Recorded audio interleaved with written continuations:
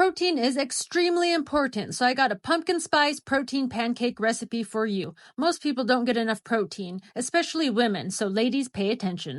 It's simple, delicious, and healthy. These are the brands that I really like to use. And I absolutely love to use Four Sigmatic organic protein mix. But of course, you could use whatever brands you like the best. Mix 3/4 cup pancake mix and 1/4 cup of protein mix together. I like to add chia seeds, MCT creamer, and mushroom mix for extra nutrients, but add whatever extra goodies you like. It's just always helpful to maximize nutrients in each and every meal. But these are all optional ingredients. Just be sure to add the secret ingredient, organic pumpkin spice mix. And now you could add 1 large egg or 2 small ones.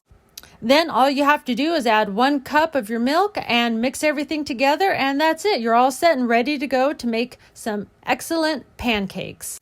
Having an easy protein source like this can help you reach your weight loss goals, reduce appetite and cravings, it boosts metabolism and increases fat burning, and much more. Reach your goals with protein pancakes and follow me for more health tips and recipes at Consciously Connected with me, Kay.